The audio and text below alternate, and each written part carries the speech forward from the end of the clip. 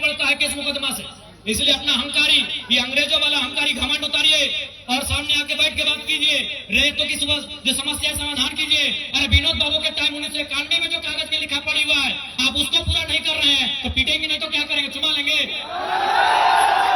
ईमानदारी से बोलिए, मेरे बिहार और यूपी के भाइयों मेरी बात सुन रहे हैं, बताइए अगर आपकी जमीन में आपके पूर्व जो आप कहते हैं ना 12 बीघा में पुदीना बा, मेरे बिहार के भाइयों आप कहते हैं ना 12 बीघा में पुदीना बा, ईमानदारी से बताइए अगर आपकी 12 बीघा की जमीन बीटीपीएस ले ले, आपकी 12 बीघा की जमीन डीबीसी ले ले और आपको नौकरी में ना रखे, आप क्या करते?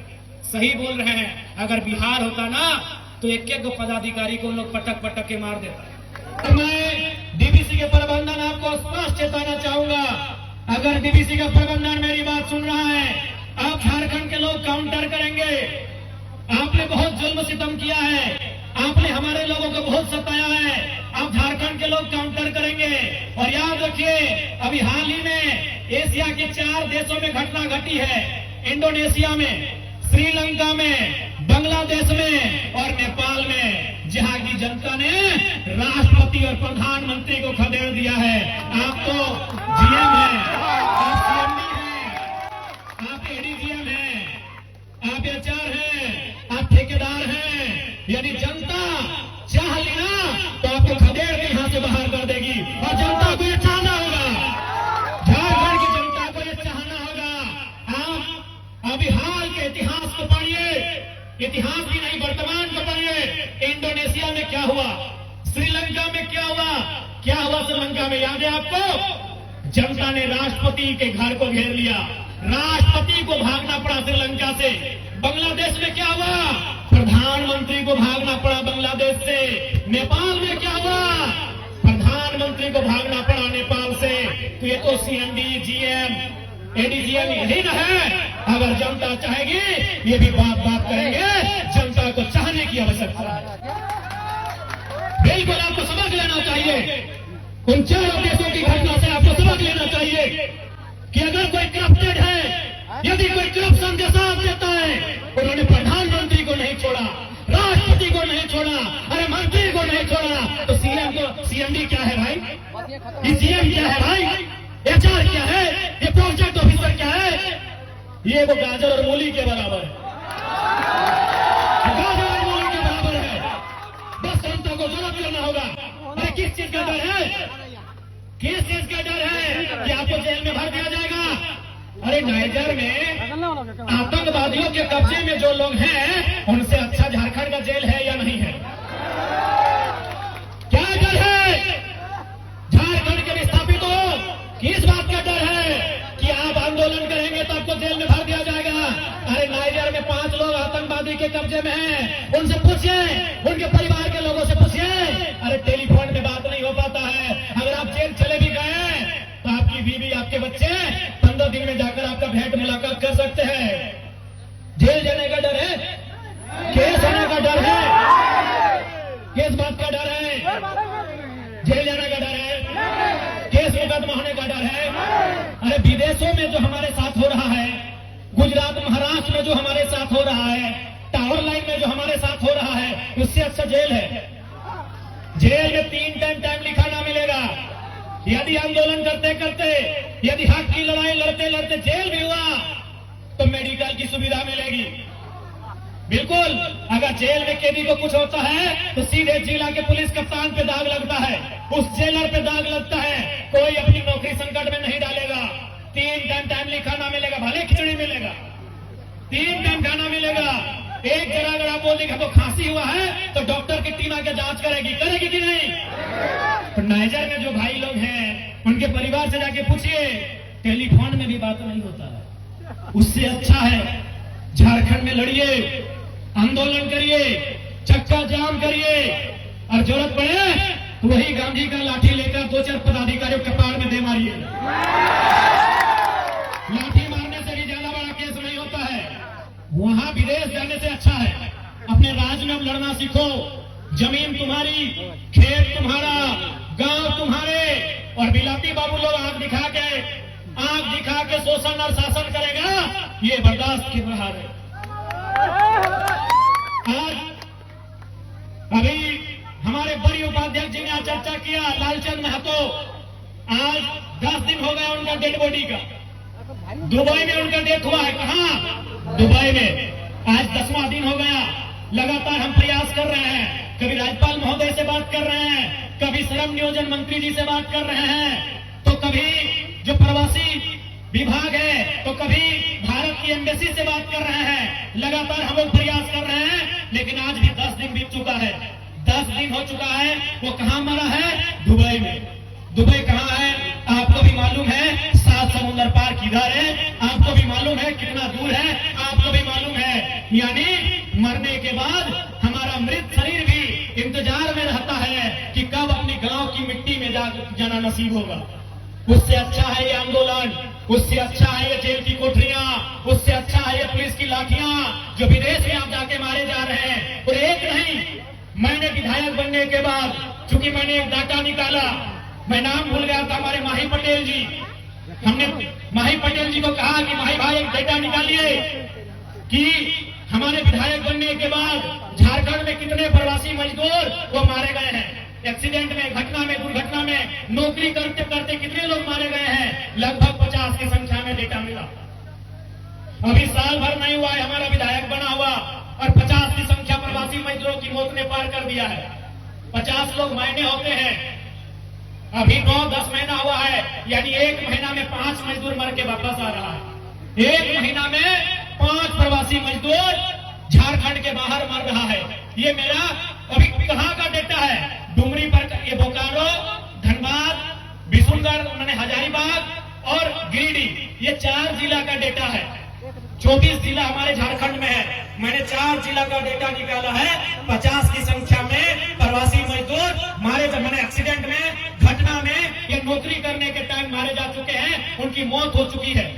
इसीलिए आज समय आ चुका है, तुम्हारे राज्य में, हमारे राज्य में, आपके राज्य में अनगिनत नौकरियां हैं, ठेकेदारी है, बगल में छाई पॉइंट है, डीबीसी है, बीटीपीएस है। हम विदेशों में जाके मर रहे हैं, हम प्रदेशों में जाके मर रहे हैं। उससे अच्छा है प्रबंधन से 2-2 हाथ कर लिया जाए। उससे अच्छा है डीबीसी से उठापटक कर लिया जाए। उससे अच्छा है इनसे एक बार लड़ लिया जाए, इनसे भिड़ लिया जाए। क्या गलत बोल रहे हैं? क्योंकि याद रखिएगा, यदि आप साधु नहीं हैं, यदि आप साधु नहीं बने हैं, तो भैया आपको अपने रोजगार की चिंता होनी चाहिए। रोजगार की चिंता किनको नहीं है? जो पारसनाथ में साधु बन के हैं, उनको रोजगार की चिंता नहीं है। जो पीर फकीर बन गए हैं, जिन्होंने संन्यास ले लिया है, उनको रोजगार की चिंता नहीं है। उनको कोई भरपेट भोजन देता है, वही उनके लिए काफी है। उसके बाद वो अपने ईश्वर हो, अल्लाह हो, जिस धर्म को मानते हैं उनका भजन कीर्तन करते हैं। लेकिन यदि आपका परिवार है, यदि आपकी पत्नी है, यदि आपका बच्चा है, तो रोटी की तलाश करनी होगी। आपको रोटी की तलाश करनी होगी। यदि आपका परिवार है, आपके बच्चे हैं, आपकी माता पिता हैं और आपका एक घर है, आप अगर सामाजिक जीवन जी रहे हैं, आप यदि गृहस्थ जीवन जी रहे हैं, तो आपको रोटी की तलाश करनी होगी। क्योंकि आप पेट को नहीं समझा सकते हैं, नहीं सकते हैं। तो इसलिए मैंने कहा कि आज झारखंड को जरूरत है उलगुलान की, झारखंड को जरूरत है अपने हक अधिकार को लड़ाई लड़के लेने की। चाहे वो सामने वाला डीबीसी प्रबंधन हो या सीटीपीएस हो या बीटीपीएस हो, अगर हमारे हक अधिकार के बीच आएगा, यदि वो टकराएगा, तो इस बार उसे चूर चूर होना पड़ेगा। ये संकल्प हमें लेना होगा, ये संकल्प लेना होगा हमारी माओ बहनों, हमारी नारी शक्ति। ये संकल्प आपको भी लेना होगा। क्योंकि आप भी जानते हैं, जब इन जमीनों पर, ये जो जमीन आप देख रहे हैं, जो शायद गोविंदपुर के गांव का है, जब वो जमीन था, वहां धान की फसल उगाई जाती थी, वहां साग सब्जी उगाए जाते थे, वहां खेती किया जाता था। उस समय महिला और पुरुष दोनों बराबर थे कि नहीं? अगर मर्द समाज, यदि पुरुष समाज हल चलाने का काम करता था, तो महिला समाज रोपने का काम करती थी। यानी जब हमारे खेत में, ये बात विशेषकर अपनी माओ बहनों से कहेंगे कि जब हमारे पास खेत थे, सम्मान बराबरी का था, महिलाओं को भी बराबरी का अधिकार था हमारे खेत में। लेकिन जब से फैक्ट्री बना है, नौकरी केवल मर्द लोग कर रहे हैं। इसलिए मैं प्रबंधन को यह भी कहूंगा कि आप व्यवस्था बनाइए कि महिलाओं को भी उनकी योग्यता, उनकी दक्षता और सुरक्षा और सुविधा के अनुसार नौकरी देने का काम करना होगा, क्योंकि विस्थापित केवल मर्द नहीं हुए हैं, विस्थापित महिलाएं भी हुई हैं। और सबसे ज्यादा अगर विस्थापन का दर्द किसी ने झेला है तो महिलाओं ने झेला है, क्योंकि उस समय साग सब्जी होता था तो मार्केट बेचने जाती थी तो 2-4 रुपया बचा के रखती थी। दादी लोग, नानी लोग हटिया जाती थी, साग सब्जी बेचने जाती थी, मकई बेचने जाती थी, भिंडी, करेला, झींगा बेचने जाती थी, बिलाती बैगन बेचने जाती थी, तो 2-4 पैसा खुद अपना बचा के रखती थी कि नहीं?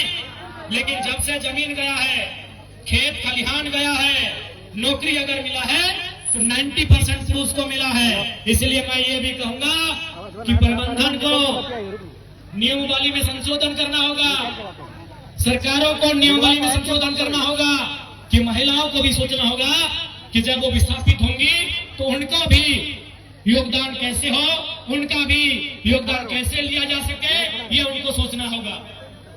इसलिए माताओं बहनों, आपको भी कहेंगे ये आंदोलन नए तरीका का है, ये आंदोलन नए दौर का है। इस बार आपको भी ये समझना होगा कि आपका काम केवल चूल्हा चौकी तक सीमित नहीं है, आपका काम केवल झाड़ू पोछा तक सीमित नहीं है, आपका काम केवल घर के आंगन तक सीमित नहीं है, आपका काम कल कारखानों तक पहुंचेगा। आपकी आवाज, आपके हक की आवाज इन कंपनियों, फैक्ट्रियों तक भी पहुंचेंगी। आपको भी वहां अधिकार मिले, ये लड़ाई भी लड़ेंगे, विस्थापितों को अधिकार मिले, वो लड़ाई भी लड़ी जाएगी।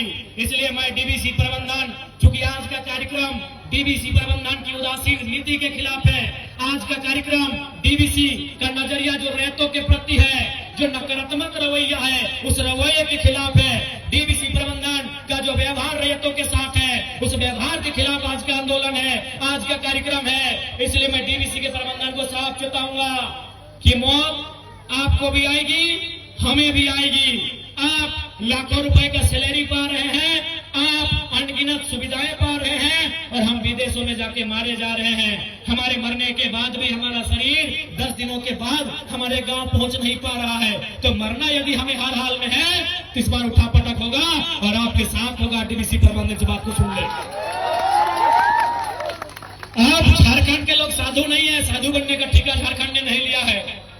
झारखंड के लोगों ने बुद्ध बनने का ठेका नहीं लिया है, झारखंड के लोगों ने नानक बनने का ठेका नहीं लिया है, झारखंड के लोगों ने गांधी बनने का ठेका नहीं लिया है। यदि अपने बाल बच्चों के पेट भरने के लिए, यदि अपने बाल बच्चों के पेट भरने के लिए चंडाल भी बनना पड़े तो झारखंड के लोगों चंडाल बनना होगा। बिल्कुल, अगर अपने बाल बच्चों के पेट भरने के लिए आपको चंडाल भी बनना होगा तो झारखंड के लोगों उस रास्ते को चुनिए। अब क्या किया वो सरलता का रास्ता, अब क्या किया वो गांधी का रास्ता। ये गांधी का रास्ता केवल झारखंड के लिए नहीं होना चाहिए। हम आदर करते हैं गांधी जी का, हम सम्मान करते हैं महात्मा गांधी जी का, लेकिन ये केवल और केवल शोषण का जो तरीका है उस तरीके के हम खिलाफ हैं। इसलिए गांधी के उस विचार को हम मानेंगे जो विचार आप मानेंगे। यदि गांधी के विचार प्रबंधन आप नहीं मान रहे हैं तो हम भी भगत सिंह का रास्ता अपनाएंगे। और इस बार आपसे 2-4 हाथ होगा, सीधा होगा, सीधा होगा। इस बार हम मानेंगे, किसी गांधी के उस लाठी को मानेंगे, हम गांधी के उस आदर्श को फिलहाल नहीं मानेंगे जो वो कहते थे कि एक गाल में कोई तमाचा मारे तो दूसरे गाल को आड़ देना चाहिए। ये तो 70 साल से कर रहे हैं। जमीन गया, आपने एक बित्ता मांगा, उसके बाद गांव उजाड़ दिया। बिना अधिग्रहण का आपने वो भी डंप कर दिया, बिना अधिग्रहण का आपने कंपनी का विस्तार कर दिया, बिना मुआवजा का आपने कंपनी का विस्तार कर दिया, बिना नौकरी दिए आपने अपनी फैक्ट्री का विस्तार कर दिया। तो अब गांधी जी के उस आदर्श को हम कुछ पल के लिए भुला देंगे जो कहते थे एक गाल में थप्पड़ मारे तो दूसरा गाल अड़ना चाहिए। अब गांधी की लाठी को झारखंड याद करेगा, अब केवल और केवल गांधी जी की लाठी को झारखंड याद करेगा, और दे लाठी प्रबंधन आपके सिर पर पिटेंगे। यदि आप हमारे हक अधिकार पे अगर नहीं आए, यदि हमारी मांगों की पूर्ति नहीं हुई तो याद रखिएगा, ना आपने अमृत पिया है, ना आपको बचा रहे उन्होंने अमृत पिया है। जब मरना एक दिन सबको है तो हम राजा हरिश्चंद्र बन के नहीं रहेंगे। झारखंड के लोगों, मेरी बातें आपको थोड़ी सी कड़वी लग सकती है।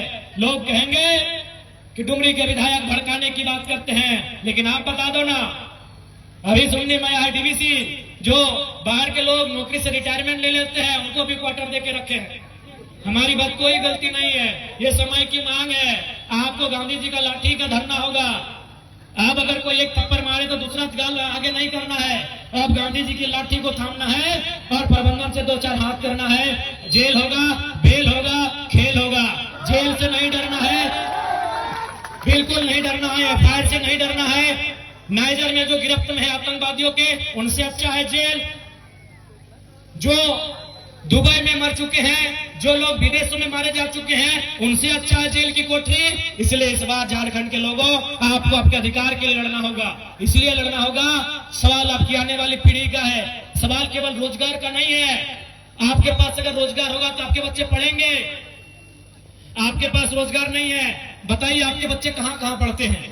औरों के बच्चे डीएवी में पढ़ते हैं, औरों के बच्चे डिनोबली में पढ़ते हैं, औरों के बच्चे दिल्ली पब्लिक स्कूल में पढ़ते हैं, औरों के बच्चे कार्मेल में पढ़ते हैं। बताइए विस्थापितों, कितने आपके बच्चे उन विद्यालयों में पढ़ते हैं? आप हमें बता दीजिए। आपके बच्चे वहां पढ़ते हैं सरकारी में, जहां तरकारी मिलता है लेकिन शिक्षा नहीं मिलती है। आपका इलाज होता है सरकारी में, जहां डॉक्टर है तो दवा नहीं, दवा है तो कंपाउंडर नहीं, और कंपाउंडर है तो बेड नहीं, बेड है तो तकिया नहीं, तकिया है तो रजाई नहीं, और रजाई है तो इंजेक्शन नहीं, और इंजेक्शन है तो दवाई नहीं। आप उस व्यवस्था में जी रहे हैं झारखंड के लोगों। इसलिए केवल रोजगार नहीं है। अगर 2 पैसे आपके पास होगा, आपके बच्चे पढ़ेंगे। 2 पैसा आप बचाएंगे, 2 पैसा आप अपने बेहतर भविष्य के लिए लगाएंगे। इसलिए आज ये लड़ाई है। स्पष्ट कहना चाहेंगे, जीवन का डर हर किसी को है, और सबसे ज्यादा डर तो इन लोग जितना ऑफिसर है सबसे ज्यादा डर उनको है। एक बार डराइए तो। जीवन में सबसे ज्यादा डर ऑफिसर को है। डीवीसी हो, बीटीपीएस हो या कोई कंपनी रहे, सबसे ज्यादा डर उन ऑफिसर को है। क्योंकि उनको लाखों का सैलरी मिलता है, जिंदगी में ऐश मौज भोगने के लिए आए हैं, तो डर उनको है कि हमको कुछ हो जाएगा तो पैसा मेरा कौन भोगेगा, ये सुविधा मेरा कौन भोगेगा। अरे आप तो निहत्ते बेरोजगार हैं, आपको किस बात का डर है? आपके पास खोने के लिए कुछ भी नहीं है। आपके पास खोने के लिए कुछ भी नहीं है। डर ऑफिसर को है, डर जीएम साहब को है, डर एडीएम साहब को है, डर एडीजीएम साहब को है, डर मैनेजर साहब को है, डर सीएमडी साहब को है, डर प्रोजेक्ट ऑफिसर साहब को है, डर उनको है। एक बार लाठी में तेल पिलाइए, एक बार लाठी में तेल पिलाइए, एक बार उनको पता करिए कौन रास्ते से आते हैं। वो चूहा नहीं है जो ऑफिस में मिट्टी के तर तर से आते हैं, वो कबूतर नहीं है जो उड़ के आते हैं, इसी सड़क से आते हैं, इसी सड़क से आते हैं। एक बार डर दिखाइए ना जी, एक बार डर दिखाइए प्रबंधन को। वो चूहा है क्या? मिट्टी के तरह तरह कंपनी में आते हैं। ये आसमान से बाहर है क्या? उड़ के आते हैं। बस से आते होंगे, स्कॉर्पियो से आते होंगे, बीएमडब्ल्यू से आते होंगे, डोएवरेज से आते होंगे, डिफेंडर से आते होंगे, इन्हीं गाड़ियों से आते हैं ना। तो गाड़ी देखिए कौन कौन रास्ता से आता है। ये करना होगा। मरना ऐसे है, मारे ऐसे जाओगे। विदेश में मारे जा रहे हो, प्रदेश में मारे जा रहे हो, नदी में डूब के मारे जा रहे हो, सड़क एक्सीडेंट में मारे जा रहे हो, बेरोजगारी से मारे जा रहे हो, बीमारी से मारे जा रहे हो। मरना ऐसे है, लड़ना इस बार बहादुरी से लड़ो, ताकि ये प्रबंधन बात करे और इनका औकात नहीं हो आपके साथ गलत कर सके। पता करो कौन कौन रास्ते से आते हैं। 6 को रास्ता इनका, घेरो इनका रास्ता। एक बार कागज थमाओ कि हमारी ये मांगे पूरा करो, नहीं तो अगला दिन से दे लाठी। घेरो इनका रास्ता। कहां से आते हैं? इनके बाप का जमीन है क्या? एक भी प्रबंधन जितना लोग हैं, जितने ऑफिसर रैंक के हैं, इनके बाबूजी का जमीन नहीं है, तुम्हारे बाबूजी का जमीन है। असुरो और प्रबंधन वालों, पुलिस 24 घंटा आपकी सुरक्षा नहीं करेगी।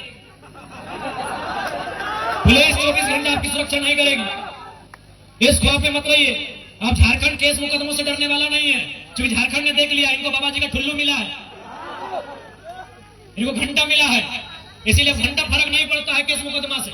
इसलिए अपना अहंकारी, ये अंग्रेजों वाला अहंकारी घमंड उतारिए और सामने आके बैठ के बात कीजिए। रेतों की जो समस्या समाधान कीजिए। अरे विनोद बाबू के टाइम 1991 में जो कागज में लिखा पड़ी हुआ है, आप उसको पूरा नहीं कर रहे हैं तो पीटेंगे, नहीं तो क्या करेंगे? चुमा लेंगे। 1991 में जो सांसद विनोद बिहारी महतो थे और उस समय जो वार्ता हुई है, उस वार्ता को पढ़िए। उस वार्ता में क्या क्या बात हुई है। आप उसको अगर फेलियर कर रहे हैं तो आप लेख खाने के हकदार हैं। और स्पष्ट है लातों के भूत अगर बातों से नहीं मान रहे हैं तो लात सब अलकतरा देने के लिए नहीं है। मेरे प्यारे बहनों, ये लात जो है, आपका पांव जो है, ये केवल अलता लगाने के लिए नहीं है मेरी बहनों, ये केवल तोड़ा पहनने के लिए आपका पांव नहीं है। इस पांव से जो कहा जाता है कि लातों के भूत बातों से नहीं मानते हैं, उनके खिलाफ जंग छेड़ने की आवश्यकता है। नहीं तो हम आने वाले 20 सालों में कहीं के नहीं रहेंगे। आज बताइए ना, जमीन आपने ये बोल के दिया था यहाँ काम होगा, कंपनी आएगी, धंधा पानी होगा, आज लोगों ने कब्जा कर लिया है। कहाँ के लोगों ने कब्जा कर लिया है ये आप सभी जानते हैं। इसलिए मैं प्रबंधन को स्पष्ट कहना चाहूंगा, हक की बात हक से मान लो, नहीं तो आप झारखंड के लोग डरने वाले नहीं है, आप झारखंड के लोग भिड़ने वाले हैं। मरना एक दिन सबको है, अब आप डिसाइड कर लो। हम तो बेरोजगार हैं, अरे हम लोग तो ऐसे भी मारे जा रहे हैं। आलीशान जिंदगी आपका है, आपको क्या करना है अपनी जिंदगी का आप देख लो। हम लोग तो अपनी जिंदगी को दांव में लगाने के लिए अब तैयार है। ऐसे भी कोयलांचल के मसीहा शक्ति बाबू कहते थे कि एक पीढ़ी गोली खाएगी, एक पीढ़ी जेल जाएगी, तब एक पीढ़ी राज करेगी। हम तैयार हैं, हम तैयार हैं त्याग करने के लिए, हम तैयार हैं अपना जान को हथेली में रखने के लिए। प्रबंधन वाले आप सोच लो करना आपको क्या है। बिल्कुल कोई आपकी 24 घंटा सुरक्षा नहीं कर पाएगा, कोई नहीं कर पाएगा। इस घमंड में मत रहिए, उस घमंड को मत पालिए। हक की बात है, हक से मानिए, हक की बात हक से मानिए। इस घमंड में बिल्कुल मत रहिए कि कोई आपकी 24 घंटा सुरक्षा करेगा, कोई नहीं करेगा। जब तक आप कंपनियां के अंदर बैठे हैं तब तक सीएसएफ का प्रोटोकॉल है। दुर्गा पूजा में अकेले मिल गए तब क्या होगा? बिल्कुल आप हमें सताएंगे तो हम गांधीवादी और राजा हरिश्चंद्र बनने का ठिकाना नहीं लेंगे, मार के बदले मार होगा। आप हमारा जान ले रहे हैं, हम आपका हाथ तोड़ेंगे। आप स्पष्ट है, स्पष्ट कहेंगे प्रबंधन वाले आपने बहुत सताया है झारखंड के लोगों को। आज ये झारखंड के लोगों का धीरज है, ये झारखंड के लोगों का धैर्य है कि 70 सालों से कोर्ट के दरवाजे का चक्कर काट रहे हैं। और आपको भी मालूम है कागज पत्र में झारखंडी कमजोर रहे हैं, इस बात को स्वीकारिए।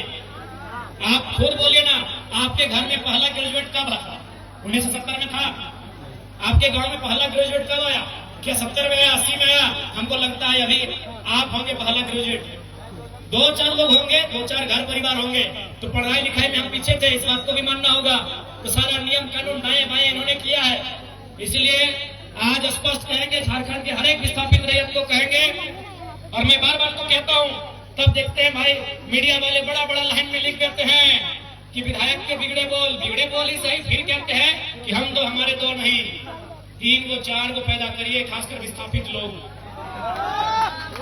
हम 1000 बार कहेंगे और उसको स्पष्ट बोलिए कि ना तुम्हारे नाम से राशन कार्ड होगा, ना तुम्हारे नाम से आधार कार्ड होगा, ना तुमको स्कूल कॉलेज में पढ़ने भेजेंगे। बस तुमको इतना ही बताएंगे कि हमारे साथ इस कंपनी ने गलत किया है, इससे इंतकाम लेना है। उस बच्चे को इतना ही सिखाइए कि बस इससे इंतकाम लेना है। अब इंतकाम का रास्ता कैसे होगा ये उस बच्चे पे छोड़ दीजिए। बहुत सारे लोग हमारी आलोचना करते हैं जब इस बयान को हम देते हैं, लेकिन वो हम और आप ना जानते हैं कि झारखंड के लोगों के साथ कितना छल हुआ है, कितनी पीड़ा हुई है, कितना दर्द हुआ है। जान भी गया, जमीन भी गया, गांव भी गया, खेत गया, खलिहान गया, और आज हम 10,000 की नौकरी के लिए भीख मांग रहे हैं। क्योंकि हमारी बात जब हम बातों को रखते हैं, क्योंकि बेरमो विधानसभा में खासकर ये एक माहौल बना दिया जाता है बाहरी भीतरी का। तो मैंने जब हम आ रहे थे तो मैंने दूर से सुना कि आज माइक का साउंड ठीक है, तो मुझे लगता है बेरमो में बहुत सारे हमारे यूपी बिहार के तथा अन्य राज्यों के भाई लोग, बहन लोग, माताएं बहनें सब लोग रहते हैं। और उनके मन में बेरमो के विधायक राजकुमार अनूप सिंह जी ये डाल देते हैं कि जयराम महतो बाहर के लोगों के खिलाफ है, इसीलिए वोट हमको करना है, यानी राजा साहब को करना है। तो मैं आपको भी कहूंगा, अपने घर तक मेरी आवाज जा रही है। मैं पहले तो स्पष्ट कहना चाहूंगा कि पश्चिम बंगाल, बिहार, उड़ीसा और झारखंड को हम 4 सगा भाई मानते हैं। लेकिन आप भी जानते हैं बिहार वालों कि भाई भाई में झगड़ा होता है। बिहार वालों आप भी जानते हैं कि भाई भाई में झगड़ा होता है। कब होता है? जब सवाल जमीन का होता है। मेरे प्यारे बिहार के जितने भी लोग आज बेरमो में रहते हैं, मेरी बात अगर आपके कानों तक जा रही है, ठीक है, मेरी आलोचना करिए, मेरी शिकायत करिए, मेरे लिए नेगेटिव पॉइंट अपने माथे में रखिए, लेकिन मेरी बात एक बार सुन लीजिए। मेरे बिहार और उत्तर प्रदेश, गुजरात, बंगाल, जहां से भी लोग रहते हैं, मेरे भाइयों, मेरे अभिभावकों, मेरे नौजवानों, भाई भाई में झगड़ा होता है। आप अगर बिहार से ही हैं और 4 भाई हैं और एक भाई अगर बाकी भाइयों की जमीन पर कब्जा करे तो झगड़ा होता है। तो वही हाल हमारा है। आप एक लाइन बता दीजिए। सबसे पहला बात तो आपको हमारा धन्यवाद करना चाहिए। जितने भी बिहार के, उत्तर प्रदेश के लोग यहाँ नौकरी करते हैं, आपको धन्यवाद करना चाहिए कि आपको बिहार ने, उत्तर प्रदेश ने पलायन किया, आपको अपने घर से बाहर भेजा, आपको नौकरी हमारी मिट्टी ने दिया। जितने भी बिहार, उत्तर प्रदेश के लोग मेरी बात सुन रहे हैं, जो ये लोग आपको, खासकर हमारे अनूप दादा, राजकुमार, अनूप सिंह जी, आपको आपके कानों में यह बात भरते हैं, तो पहला लाइन आप जान लीजिए कि आपको तो धन्यवाद करना चाहिए कि आप उत्तर प्रदेश से, चाहे वो बेगारी रहे, बेरोजगारी रहे, या गरीबी रहे, या तंगहाली रहे, आप अपने राज्य से छोड़कर आए। आप बिहार से अपने राज्य को छोड़ के आए। आपको शरण झारखंड की मिट्टी ने दिया। आपके बच्चों को अच्छी शिक्षा झारखंड की मिट्टी ने दिया। आपके बुजुर्गों को स्वास्थ्य सेवा का लाभ झारखंड की मिट्टी ने दिया। आपको नौकरी झारखंड की मिट्टी ने दिया। तो आपको धन्यवाद करना चाहिए। दूसरी बात, एक बात आप बता दो, मान के चलिए बिहार के भाइयों, उत्तर प्रदेश, गुजरात, बंगाल के भाइयों, यदि आपके पूर्वजों की जमीन किसी कंपनी ने 10 एकड़, 5 एकड़, 25 एकड़ लिया हो और आपके लात मार के भगा दे, तो आपको कैसा लगेगा?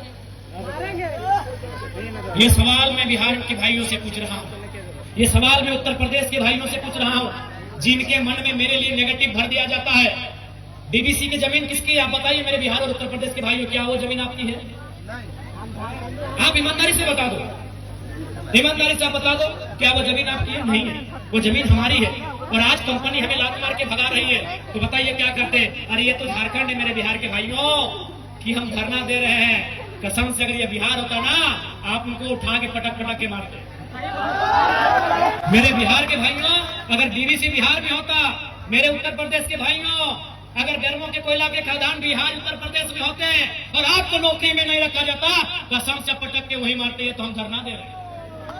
ईमानदारी से बोलिए मेरे बिहार और यूपी के भाइयों, मेरी बात सुन रहे हैं, बताइए अगर आपकी जमीन में, आपके पूर्व जो आप कहते हैं ना 12 बीघा में पुदीना बा, मेरे बिहार के भाइयों, आप कहते हैं ना 12 बीघा में पुदीना बा, तो ईमानदारी से बताइए अगर आपकी 12 बीघा की जमीन बीटीपीएस ले ले, आपकी 12 बीघा की जमीन डीवीसी ले ले और आपको नौकरी में न रखे, आप क्या करते? सही बोल रहे हैं। अगर बिहार होता ना, तो एक एक पदाधिकारी को लोग पटक पटक के मार देता। ये झारखंड है, इसीलिए धरना दे रहे हैं। ये झारखंड है, इसीलिए कोर्ट कचहरी जा रहे हैं। मैं बिहार के भाइयों से पूछ रहा हूं, क्योंकि बहनों में आज चोंगा का आवाज बहुत दूर तक जा रहा है। मुझे आपसे कोई शिकायत नहीं है, ना कोई शत्रुता है। आपको बिल्कुल, हमने बोला 4 लोगों को हम अपना सगा भाई हम लोग मानते हैं। पश्चिम बंगाल, बिहार, उड़ीसा और झारखंड। उत्तर प्रदेश को हम लोग फुफेरा भाई मानते हैं। हाँ, उत्तर प्रदेश वाले भाई हम लोग फुफेरा भाई हैं, बिहार वाले हम लोग सगा है। बिहार हमारा मंझला भाई है, उड़ीसा हमारा संजला है, और हम झारखंड सबसे छोटे हैं। क्योंकि हम, इतिहास यही कहता है कि हम लोग बंगाल प्रेसिडेंसी का हिस्सा थे।